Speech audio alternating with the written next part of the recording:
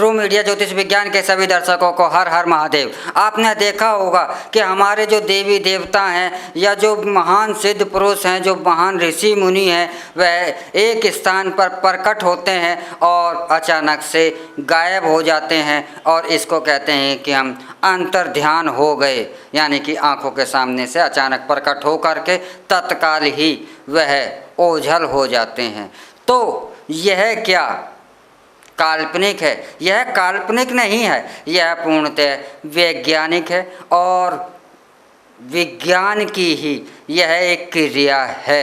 क्योंकि आज का जो विज्ञान है, जो क्वांटम फिजिक्स है, इसको यह अब मानने लगी है, क्योंकि यह क्वांटम फिजिक्स इस पर ही रिसर्च कर रही है। यह पूरा ब्रह्मांड जो है, चाहे वह पहाड़ हो, शरीर हो, वृक्ष हो, सब की सब किरणों से ही निर्मित हैं। और हमारी जो आँखें हैं, यह आँखें उसी चीज़ को देखने में समर्थ होती हैं जिससे प्रकाश की किरणें टकराकर, प्रकाश की किरणें परावर्तित होकर हमारे आँखों के रेटिना पर पहुँचती है। उसके बाद उस अक्ष को मस्तिष्क में पहुँचता है और मस्तिष्क उसको बताता है कि यह क्या है, यह कौन है और यह कैसा दिख रहा है। और जो हमारे योगी होते हैं, देवी देवता होते हैं, यह अंतर्ध्यान क्यों हो जाते हैं? वह इसलिए हो जाते हैं, इसके 3 कारण होते हैं।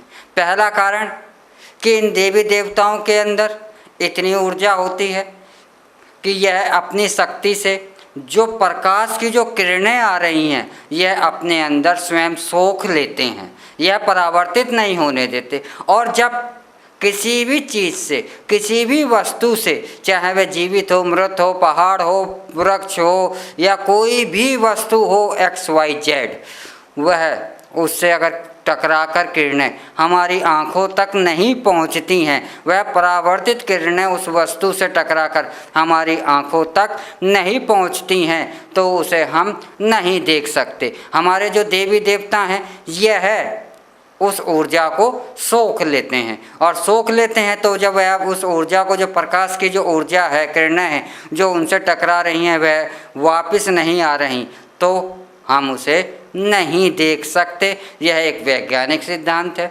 दूसरा कारण क्या है? दूसरा कारण है कि किरणें जो हैं आर पार हो जाएं। जिस वस्तु से टकराकर किरणें आर पार हो जाती हैं, उसे भी हम नहीं देख सकते। तो देवताओं के पास तीसरी शक्ति एक और भी होती है, वह होती है अपने शरीर को परमाणु में तब्दील कर देना। और यह जो भी हमारे ब्रह्मांड में भौतिक है, जो भी हमारी धरती पर भौतिक वस्तु, जिसे हम भौतिक कहते हैं, ठोस कहते हैं, जिसका कोई आकार है, जिसे हम देख सकते हैं, यह मात्र और मात्र किरणें ही हैं, यह परमाणु ही हैं। यह परमाणु है, अगर इन्हें, यह परमाणु में बदल कर दूसरे स्थान पर भी मन की गति से आ जा सकते हैं। यह हमारे शरीर के अंदर भी ऐसा होता है। जब भी कोई सिद्ध मणिपुर चक्र से ऊपर का जो चक्र होता है, इसको जागृत करने होने लगता है, तो उसके अंदर यह शक्ति स्वयं ही आने लगती है। और हमारे देवी देवता हैं, इनके सातों ही चक्र जागृत होते हैं।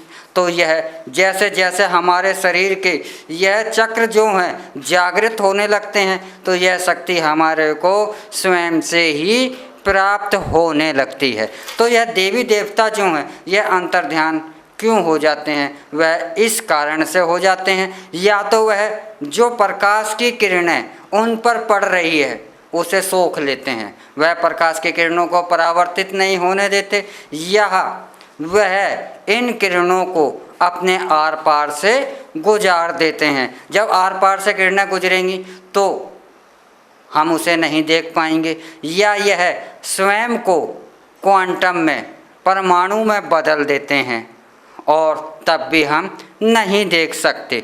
तो यह वैज्ञानिक सिद्धांत पूर्णतः है। और इस विद्या को, इस क्रिया को अपने जो हमारे जो 7 चक्र होते हैं, जिसे हम सप्त चक्र कहते हैं, यह जैसे इनको जागृत कर लेना, इनको ऊर्जावान बना देने से यह सिद्धियां हमारे को स्वयं ही प्राप्त हो जाती हैं। और मन योगी जो होता है वह एक स्थान पर प्रकट हो जाता है, वह उसके अंदर इतनी शक्ति आ जाती है कि वह आपकी बात को सुन सकता है, आपको देख सकता है, और जब चाहे आपको स्वयं को प्रकट कर सकता है, और जब चाहे वह स्वयं को अस्त कर सकता है, क्योंकि वह इस विद्या को जान जाता है, वह इस विद्या का ज्ञान उसे हो जाता है कि उसे कैसे स्वयं को प्रकट करना है, क्योंकि वह प्रकाश की किरणों को परावर्तित कर देगा तो वह आप प्रकट माना जाएगा। और जब वह प्रकाश की किरणों को सोख लेगा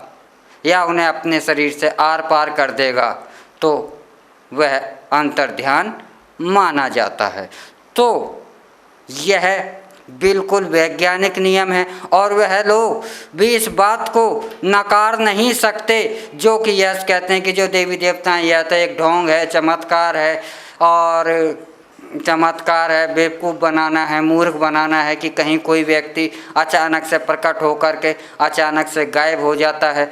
तो भले ही आज हम इसे वह ढोंग कह रहे हों, लेकिन आने वाला जो विज्ञान है 200-400 साल 500 साल बाद का जो विज्ञान है वह इस नियम को और यह क्रियाओं को करने लगेगा, और यह भी सुलभ हो जाएगा। लेकिन जो हमारे ऋषि मुनि थे प्राचीन काल में ही, वह इस विद्या को जानते थे। आज भी कुछ गिने चुने लोग हैं जो इस विद्या को जानते हैं, लेकिन हमारे सामने वह नहीं आ पाते, या हम कहते हैं कि वह देवता या वह ऋषि या वह सन्यासी उस जगह प्रकट हुआ, अचानक से गायब हो गया। तो इस तरह की आपने घटनाओं की चर्चा तो अवश्य ही सुनी होगी। तो वह जो भी प्रकट हुआ और गायब हो गया वह इसी सिद्धांत पर कार्य करता है, क्योंकि हमारा जो मन है वह बहुत ज़्यादा बलशाली है, और जब मन को एकाग्र जिसने करना सीख लिया वही व्यक्ति हमारे शरीर के जो ऊर्जा के केंद्र हैं, जो भी हम चल रहे हैं, जो भी हमारे ज्ञान है, जो भी हम क्रिया कर रहे हैं, वह हमारे इन चक्रों से ही ऊर्जा का संचालन होता है। लेकिन जब हम इसके बारे में नहीं जानते तो यह बहुत कम मात्रा में ही हमारे को ऊर्जा देते हैं, और जब हम मन को एकाग्र कर कर इन ऊर्जा चक्रों को जागृत करते हैं तो जो चमत्कारी सिद्धियां हैं, जिन्हें कि हम चमत्कार मानते हैं, यह चमत्कारी सिद्धियां स्वयं ही इनको हमारे को ज्ञात होने लगता है, और हम भी ऐसा कर सकते हैं।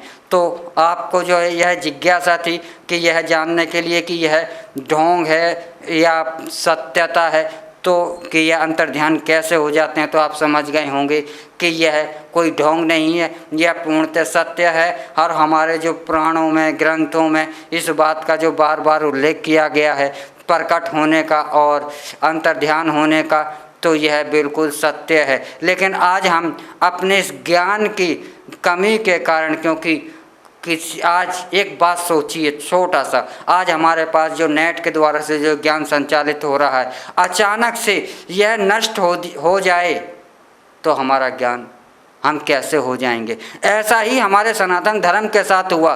नालंदा जैसे विश्वविद्यालय जो थे पूरी दुनिया पर, जो कि 12वीं शताब्दी के आसपास जला दिए गए। आप सोचिए 12वीं शताब्दी में नालंदा विश्वविद्यालय के अंदर 50 लाख किताबों का संग्रह था, और उस समय किताब जो लिखी जाती थी वह छपाई नहीं हुआ करती थी, हाथों से लिखी जाती थी।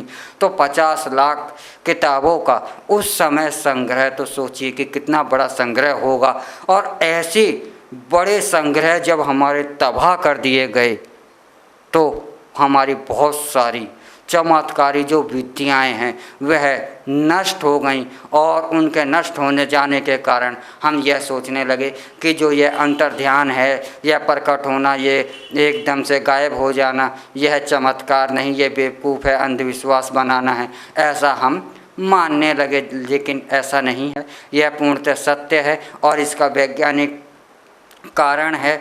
और आगे भविष्य में भी ऐसी टेक्निक आ जाएगी कि हम एक जगह पर प्रकट होकर अंतर्ध्यान भी हो सकें। तो ऐसी टेक्निक भी आज से 500 साल बाद आज का विज्ञान प्राप्त कर लेगा, ऐसी संभावनाएं भी हैं। तो आप जान गए होंगे कि देवता क्यों अंतर्ध्यान होते हैं। इसी के साथ हम आपसे विदा लेते हैं और अगले एपिसोड में हम फिर मिलेंगे एक नए विषय के साथ। हमारे द्वारा दी गई जानकारी आपको कैसी लगी यह है भी आप अवश्य ही कमेंट बॉक्स में बताएं और हमारे ट्रू मीडिया ज्योतिष विज्ञान को लाइक शेयर कमेंट करना ना भूलें। हर हर महादेव। अगर आप ये वीडियो YouTube पर देख रहे हैं तो हमारे चैनल को सब्सक्राइब करें और बेल आइकन को दबाना ना भूलें। अगर आप Facebook पर ये वीडियो देख रहे हैं तो हमारे पेज को लाइक करें।